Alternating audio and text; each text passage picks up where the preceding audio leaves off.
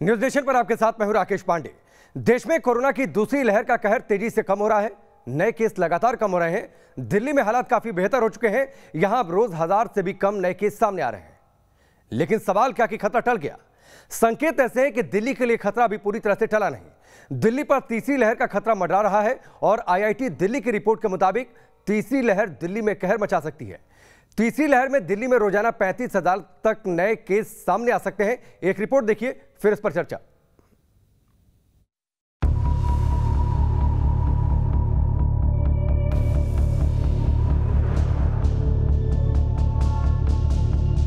दिल्ली समेत देश के ज्यादातर राज्यों में दूसरी लहर का पीक खत्म हो रहा है। हालात तेजी से सुधर रहे हैं। दिल्ली में संक्रमण दर घटकर सिर्फ 1.19% रह गया है। लेकिन इस राहत के बीच तीसरी लहर को लेकर आईआईटी दिल्ली ने जो रिपोर्ट दी है, उससे दिल्ली सरकार की टेंशन बढ़ गई है। आईआईटी दिल्ली की review and recommendation for management of oxygen during Covid crisis नाम की रिपोर्ट में तीसरी लहर को लेकर 3 स्थितियों का जिक्र किया गया है, जिसमें तीसरी स्थिति को बेहद खतरनाक बताया गया है। कोरोना की तीसरी लहर को लेकर आईआईटी दिल्ली ने जो चेतावनी दी है, उसके मुताबिक दिल्ली में तीसरी लहर बेहद खतरनाक हो सकती है। तीसरी लहर के दौरान दिल्ली में रोजाना 45,000 तक नए केस आ सकते हैं। अगर ऐसे हालात बने तो 9,000 मरीजों को हॉस्पिटल बेड की जरूरत पड़ सकती है। तीसरी लहर के दौरान संक्रमण का आंकड़ा 60% तक बढ़ सकता है। अगर ऐसा हुआ तो ऑक्सीजन की मांग काफी बढ़ सकती है और ऐसे में रोजाना 944 मीट्रिक टन ऑक्सीजन की जरूरत होगी। आईआईटी दिल्ली की रिपोर्ट में राजधानी में ऑक्सीजन इंफ्रास्ट्रक्चर में सुधार की बात कही गई है। तीसरी लहर की आशंका के बीच दिल्ली में बचाव की तैयारियां शुरू कर दी गई हैं। ऑक्सीजन की कमी न हो, इसके लिए हर संभव प्रयास किए जा रहे हैं। तीसरी लहर में ऑक्सीजन की कमी से राजधानी में किसी मरीज की मौत न हो, इसके लिए आईआईटी दिल्ली ने सरकार के कहने पर एक ब्लूप्रिंट तैयार किया है। Team news nation. ये रिपोर्ट आपने देखी। दिल्ली में लगातार कोरोना संक्रमण के केस कम हो रहे हैं। लोग राहत की सांस ले रहे हैं। दिल्ली अनलॉक की तरफ भी बढ़ेगी, ऐसे संकेत मिल चुके हैं। लेकिन सवाल यह कि क्या इस राहत की खबर के बीच एक बड़ा गंभीर संकेत है भविष्य के लिए? तीसरी लहर को लेकर 3 एक्सपर्ट हमारे साथ जुड़ चुके हैं। Doctor Rahul Bhargav, health expert हमारे साथ जुड़ चुके हैं। डॉक्टर स्वाति महेश्वरी जुड़ चुकी हैं और साथ ही डॉक्टर शरद सिंघी हमारे साथ जुड़ चुके हैं। सबसे पहले डॉक्टर राहुल, मैं आपसे शुरुआत करता हूं। कोरोना के केस कम हो रहे हैं। 1000 से कम संक्रमण के केस पिछले 24 घंटे में, यह एक राहत की खबर है। लेकिन आईआईटी दिल्ली की रिपोर्ट जो कहती है तीसरी लहर में 45,000 से ज्यादा केस सामने आ सकते हैं। वैक्सीनेशन भी हो रहा है, लोग जागरूक भी हो रहे हैं। क्या वाकई आपको लगता है कि तीसरी लहर इतनी गंभीर हो सकती है? राकेश जी, आपने बहुत ही इंपॉर्टेंट मुद्दा उठाया। पहले मैं आपको बधाई देना चाहूंगा क्योंकि इस पे डिबेट होनी चाहिए। इसमें पक्ष भी होगा, विपक्ष भी होगा और देश के लिए अच्छी सकारात्मक डिबेट्स हमेशा अच्छी होती है। तो पहला पॉइंट, मेरा मुद्दा सिर्फ इतना सा है कि हमारे को कंग्रेचुलेशंस देने वाली बात है कि केसेस कम हो रहे हैं, बट हमारे को कॉशियस ऑप्टिमिज्म और कॉशियस पॉजिटिविटी के साथ चलना है, क्योंकि कल परसों से, अगले हफ्ते से 10 दिन में, 15 दिन में अनलॉकडाउन स्टार्ट होगा तो केसेस बढ़ सकते हैं। इसका ध्यान रखना, पहली चीज।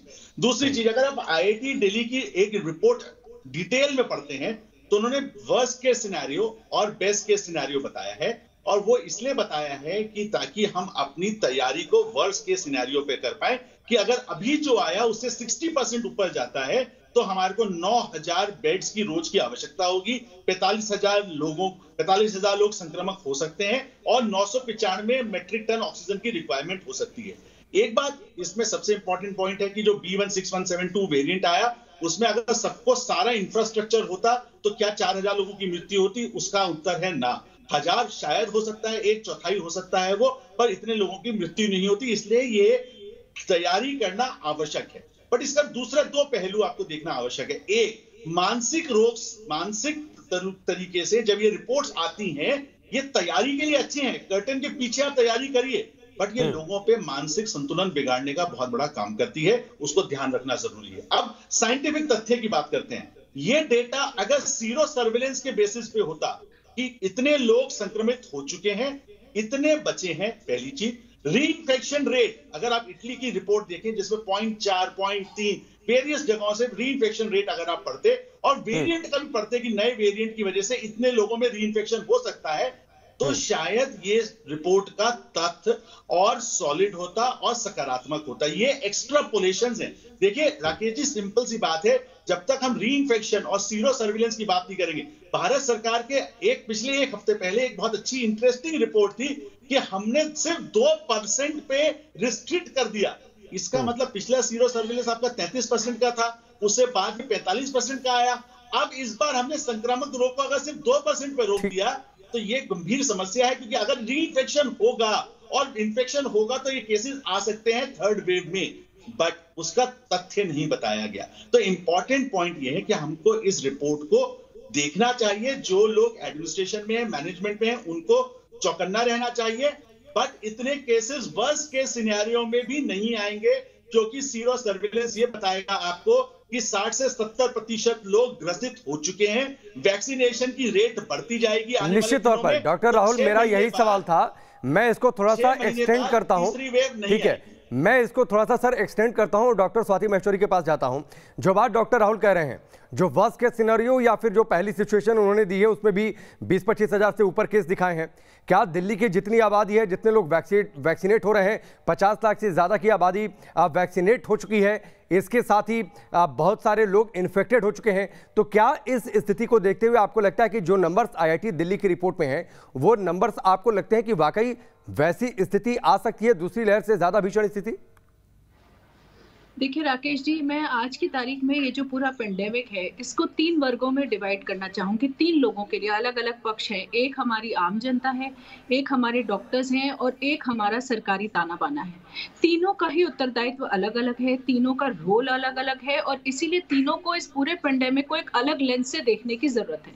अगर हम बात सरकारों की करें तो उनका लेंस यही होना चाहिए कि उन्हें ये देखना है कि आने वाले समय में अगर ये महामारी एक और विकराल रूप लेती है तो वो कितने तैयार हैं उसके लिए, क्या उनके संसाधन उतने उन्होंने जुटा लिए हैं, क्या ऑक्सीजन उन्होंने उतनी जुटा ली है और आने वाले समय में क्या और खतरे हो सकते हैं, उनका अंदेशा आज से उन्हें करने की जरूरत है और उसके लिए तैयारी करने की जरूरत है।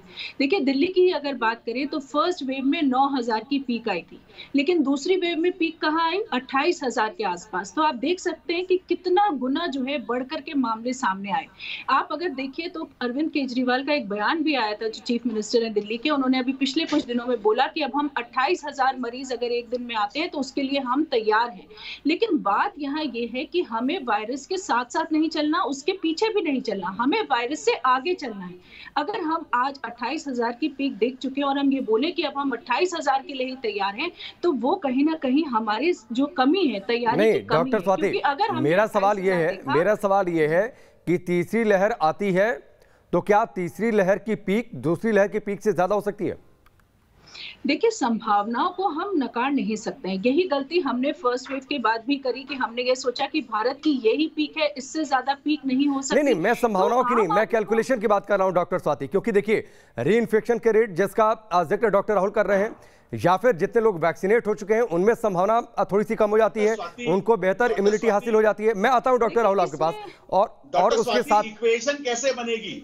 जी, इक्वेशन बनेगी इसमें सिर्फ एक ही चीज है जो इस पूरे चीज को जो भेज सकती है, इस पूरे सुरक्षा कवच को कोई चीज भेज सकती है, तो वो है वायरस का म्यूटेशन, वायरस का स्ट्रेन। और वही हमने अभी फर्स्ट से सेकेंड वेव के बीच में देखा कि वायरस का स्ट्रेन इतना ज्यादा ताकतवर होकर आया कि उसने पुराने जितने भी लोगों के एंटीबॉडी लेवल्स थे, वैक्सीनेशन जो हुआ था, उन सब चीजों को भी भेजने की क्षमता वो रखता है। जरूर सिवियरिटी नहीं होगी, बीमारी उतनी ज्यादा तीव्र नहीं होगी, लेकिन हम ये किसी भी बेसिस पे नहीं बोल सकते कि लोगों को दोबारा इन्फेक्शन होने की संभावना नए स्ट्रेन से नहीं होगी, हो सकती है।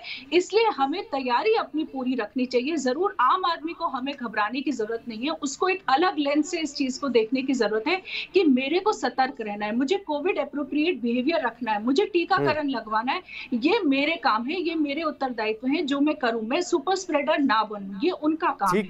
लेकिन सरकारों का काम जरूर यही होगा आज की तारीख में भी कि हम जरूरत से ज्यादा तैयारी करें। नहीं जरूरत पड़े हमें उन तैयारियों की, बहुत अच्छी बात है, लेकिन हमें तैयारियां जरूर रखनी चाहिए। और डॉक्टर स्वाति मैं आता हूं आपके पास, डॉक्टर स्वाति मैं आता हूं आपके पास, डॉक्टर राहुल आपके पास भी आता हूं, लेकिन उससे पहले डॉक्टर शरद से एक सवाल। सर, तीसरी लहर में क्या रिपोर्ट के आधार की भी हम चर्चा करें, लेकिन उससे पहले संभावना क्या है? अलग अलग रिसर्च है, अलग अलग कैलकुलेशन है तीसरी लहर की आने की टाइमिंग को लेकर। आपको क्या लगता है ये टाइमिंग कब की हो सकती है? ये तो बड़ा मुश्किल एक सवाल है कि कब आ सकती है। कभी भी आ सकती है, 2 महीने में आ सकती है, 4 महीने में आ सकती है, कभी भी आ सकती है, पहली बात। दूसरी बात, जो ये वायरस ने डेफिनेटली म्यूटेट किया है, फर्दर और म्यूटेट करेगा, क्योंकि देखिए वायरस सरवाइव करने की कोशिश कर रहा है, हम उसके अगेंस्ट वैक्सीन बना रहे हैं, हम उसको नहीं बढ़ने के लिए सारी कोशिश कर रहे हैं, मास्क लगा रहे हैं, ये कर रहे हैं, तो वायरस डेफिनेटली म्यूटेट करेगा। और ये कहना बड़ा मुश्किल है। कॉमनली ये होता है कि वायरस जब म्यूटेट करता है तो हमेशा most of the times weak हो जाता है, बट इस टाइम ने हमने बिल्कुल ऑपोजिट चीज देखा कि क्योंकि पास्ट हिस्ट्री ये है कि जब भी वायरस म्यूटेट करता है यूजुअली वो वीक हो जाता है, कभी कभी स्ट्रॉन्गर भी होता है। लेकिन इस टाइम में हमने ये देखा कि पहली बार से सेकेंड वेव में दो उसकी सीरियसनेस कम हो गई, लेकिन उसकी अब हम देख रहे हैं कि इवन जो ब्लैक फंगस हो रहा है वो इसलिए हो रहा है कि कोविड पर्टिकुलर वायरस के वजह से ही कुछ ऐसे चेंजेस हुए हैं जिसके वजह से ये म्यूकोरमाइकोसिस या ब्लैक फंगस बढ़ा है, नॉट बिकॉज लोग ये कह रहे हैं कि आईसीयू में लोग जो जाते हैं या ऑक्सीजन ह्यूमिडिफायर से लेते हैं, वो बिल्कुल गलत है, क्योंकि बिना आईसीयू वाले को भी ब्लैक फंगस, तो मतलब इस वायरस ने म्यूटेट करके ज्यादा डिफरेंट क्रिएट कर दिया एटमॉस्फेयर, तो ज्यादा सीरियस हो गया है। तो ये कहना बड़ा मुश्किल है, क्योंकि ये जो थर्ड वेव आएगा तो क्या ये वायरस म्यूटेट होने के बाद और हल्का हो जाएगा या तेज हो जाएगा, ये कोई नहीं कह सकता। Nobody can say, nobody can predict. ठीक है, इवन क्या टाइमिंग होगी ये भी कोई भी प्रेडिक्ट नहीं कर सकता। But as we should be think that we should be aware कि आ सकता है, हो सकता है, and we should be fully prepared for that. ठीक है, बिल्कुल तैयारी तो होनी चाहिए, और तैयारी के लिहाज से डॉक्टर राहुल ये रिपोर्ट ठीक है, लेकिन इस रिपोर्ट का आधार क्या है? बिल्कुल राकेश जी, एक इंपॉर्टेंट पॉइंट है कि चलिए आपने रिपोर्ट दे दी, आपने उससे पैनिक का माहौल देखा। जैसे पिछली बार प्रिंसिपल साइंटिफिक एडवाइजर ने बोला कि तीसरी वेव आएगी, आपको तैयारियां पीछे करनी है, कर्टन के पीछे। जनमानस में आप भय और डर का माहौल नहीं बढ़ा सकते। आपको राइट कम्युनिकेशन करना है कि आप बच के रहिए। तीसरी वेव पे क्या आंकड़ों के बेसिस पे आप लोगों को डरा के उनको कोविड एप्रोप्रिएट बिहेवियर बनाएंगे? नहीं, उसका उत्तर। दूसरी चीज इंपॉर्टेंट, नहीं, इसमें थोड़ी सी बात है डॉक्टर राहुल, बात आपकी बिल्कुल ठीक है कि पैनिक नहीं क्रिएट होना चाहिए, लेकिन डर तो होना चाहिए। डर नहीं होगा तो लोग कोविड एप्रोप्रिएट बिहेवियर नहीं करते हैं। ये एक बात भी कई लोगों में देखा गया है, बहुत सारे लोग ऐसे बिना मास्क के मार्केट में घूमते देखे गए। लेकिन जो बातें हैं कि एक तो इस रिपोर्ट का आधार क्या है, दूसरी बात जो नंबर की बातचीत हम चर्चा कर रहे हैं, और ये क्या वाकई हम माने कि जो रिपोर्ट में कहा गया है 28,000 का पीक है, तीसरी लहर इससे ज्यादा हो सकती है, तो क्या तीसरी लहर आपको लगता है, कैलकुलेशन ये कहता है कि तीसरी लहर दूसरी लहर से ज्यादा खतरनाक हो सकती है? राकेश जी, तीसरी लहर की हम बात ही क्यों कर रहे हैं? मेरा डिफरेंट व्यू है। क्या अमेरिका में तीसरी वेव आई? क्या लंदन में तीसरी वेव आई? क्या सिंगापुर में तीसरी वेव आई? 38 केसेस आए, लॉकडाउन करके उन्होंने रोक लिया। हमको बात यह करनी चाहिए कि इसका आधार, ये जो 60% उन्होंने लिखा कि अगर 60% से ज्यादा केसेस आते हैं, वो बेसिस कौन सा था? सीरो सर्विलेंस का डेटा कहां है? री इन्फेक्शन के रेट कहां है? वैक्सीनेशन के रेट कहां है? एक एग्जांपल आपको मैं देता हूं। अमेरिका में फाइजर वैक्सीन और एस्ट्राजेनेका की वैक्सीन 70% कामयाब है एक डोज के बाद, 3 से 4 हफ्ते बाद भी। अगर एक कोविशील्ड का टीका लगाते हैं और 6 हफ्ते के बाद देखते हैं, वो लोग भी 70% तक कारगर हैं कोरोना से बचने के लिए। 40% से वो कैरियर रेट को कम करते हैं। मतलब मैं आपसे मिलूं राकेश जी, तो मैं आपके घर में कोरोना नहीं फैलाऊंगा, उसको 40% से कम करते हैं। तो आईआईटी की रिपोर्ट का अगर तथ्य होता कि सीरो सर्विलेंस दिखाते कि ये सीरो सर्विलेंस है, ये री इन्फेक्शन रेट है, आपके पास 2 करोड़ लोगों को वैक्सीन लग चुकी है मार्च तक, उनमें से कितने लोग री इन्फेक्ट हुए ये बता देते। आपने कहा 550 डॉक्टर की मृत्यु हुई, मान गए, इस बात के लिए हमें खेद है। उसमें क्या डिनोमिनेटर क्या था? 550 अपॉन 1 करोड़। तो आप ये देखिए, अगर हम अपना खुद का डेटा देखते हैं फोर्टिस का, 0.06% का री इन्फेक्शन रेट है। 1600 में से 105 लोगों को रीइंफेक्शन हुआ ओवर अंतराल ऑफ 3 महीने पे। तो इसका तथ्य अगर होता, जो साइंटिफिक बेसिस होता, ये रिपोर्ट और वैल्यूएबल होती, हमारा ये कहना है। बहरहाल रिपोर्ट को एडमिनिस्ट्रेटर के पॉइंट ऑफ व्यू से लेना चाहिए, बेड रेडी होने चाहिए, ऑक्सीजन सप्लाई नहीं, लेकिन डॉक्टर राहुल मेरी एक जिज्ञासा है जो इसी से जुड़ा सवाल था कि जो दिल्ली में वैक्सीनेशन हो रहा है, लोग पहले से जागरूक हो रहे हैं, बहुत सारे लोग इन्फेक्ट हो गए, री इन्फेक्शन का रेट उतना ज्यादा नहीं, तो क्या ऐसे में जो संकेत हैं इस रिपोर्ट में, तो क्या दूसरी लहर तीसरी से ज्यादा खतरनाक हो सकती है? आपको लगता है ये कैलकुलेशन? बिल्कुल राकेश जी, मैं आपके चैनल से आज बोल रहा हूं, अगर 2 करोड़ लोगों में से 80 लाख लोगों को वैक्सीन लग जाएगी अगले 6 महीने में, क्योंकि उन्हें तथ्य क्या लिया है, अगले 6 महीने में वेव आ सकती है। मैं कह रहा हूं अगर 6 महीने में आपकी वैक्सीनेशन रेट आप 80 लाख जिन लोगों को लगनी है उनको लग जाएगी, तो तीसरी वेव नहीं आएगी, वो रिपल होगी। नहीं, और 50 लाख तो हो भी चुका है वैक्सीनेशन। 50 हो चुका है और 50 लाख हो जाएगा, दोनों टीके लग जाएंगे 6 महीने में 1 करोड़ लोगों को। तो आप ये देखिए इसकी संभावना कितनी कम है। अमेरिका में मिशिगन में जो वैक्सीन के बाद भी ये वेरिएंट आया, वो एक रिपल बन के चला गया। तो आपको इस बारे में बहुत अच्छी बात है कि आप 9000 बेड क्रिएट करना चाहते हैं, बट इस समय डर के माहौल को हटा के तथ्यों पे बेस होती है रिपोर्ट, तो इसकी सुदृढ़ता और होती और साइंटिफिक कम्युनिटी में इसकी पहल बहुत ज्यादा होती, ताकि ये हम राइट तरीके से पैसा खर्च कर सकते। हमको ये ध्यान रखना है, हम रिसोर्स क्रंच कंट्री हैं राकेश जी, हम सारा पैसा एक चीज पे नहीं लगा सकते। बिल्कुल ठीक है, बिल्कुल ठीक है। अब मैं थोड़ा सा doctor Rahul administration point of view से डिस्कस कर लेता हूं। डॉक्टर स्वाति, तीसरी लहर दिल्ली क्या तैयार है? क्योंकि दूसरी लहर में हॉस्पिटल्स में ऑक्सीजन को लेकर, दवाओं को लेकर कितनी किल्लत मची हमने देखा। देखिए बिल्कुल राकेश जी, ये तो कोई भी आज की तारीख में बोलेगा कि दिल्ली तीसरी वेव के लिए तैयार नहीं है। अगर जिस तरह के सिनेरियोज IIT दिल्ली ने अगर दिखाया है कि 30% मामले बढ़ सकते हैं, 60% बढ़ सकते हैं, और यहाँ तक कि अगर वही मामले भी रहें तो भी मैं ये बोलूंगी कि दिल्ली आज की तारीख में तैयार नहीं है, क्योंकि 20-25 दिन लग गए हमें ऑक्सीजन उस मात्रा में लाने में जितनी की हमें रिक्वायरमेंट थी। तो हम खुद समझ सकते हैं कि लैग पीरियड कितना ज्यादा है और उसमें कितने लोगों की मृत्यु हो जाती है। इसलिए पहली बात तो ये जरूर है कि दिल्ली को अपनी जो संसाधन है उनको जुटाना पड़ेगा, अपनी तैयारियों को और बेहतर करना पड़ेगा। जब हम बात ये करते हैं कि यूके में ऐसा नहीं हुआ, यूएस में ऐसा नहीं हुआ, पहली बात ये है कि भारत यूएस या यूके की कार्बन कॉपी नहीं हो सकता। दूसरी चीज ये कि हमारी चुनौतियां उनकी चुनौतियों से बहुत अलग हैं। और एक बात और भी देखिए, केवल चलिए यूके का ही पैटर्न ले लेते हैं। यूके में जब शुरुआत हुई कोरोना संक्रमण बढ़ने की, तो उन्होंने जो गैप रखा जो वैक्सीन में, वो 12 हफ्ते का रखा। उन्होंने वहीं से फर्स्ट डोज लोगों को पहले देनी शुरू करी, और जैसे ही उन्हें अब अनलॉक होने शुरू हुए, उन्हें लगा कि जो डबल म्यूटेंट स्ट्रेन है वो उनके जो है अब देश में घुस रहा है, तो उन्होंने तुरंत अपने गैप को कम कर दिया। तो कहीं ना कहीं अगर आप ये देखें कि अगर कुछ जो राज्य हैं या देश हैं जिन्होंने बेहतर किया या आने वाली थर्ड वेव को वो रोक पा रहे हैं, तो वो समझबूझ के कारण है, उनके स्टेप्स के कारण है जो वो समय से उठा रहे हैं। इसलिए हमें पैनिक की बात करनी ही नहीं चाहिए। IIT दिल्ली ने आज जो बात तैयारी होनी चाहिए, तैयारी होनी चाहिए, वो उन्होंने सरकारों के लिए करी है।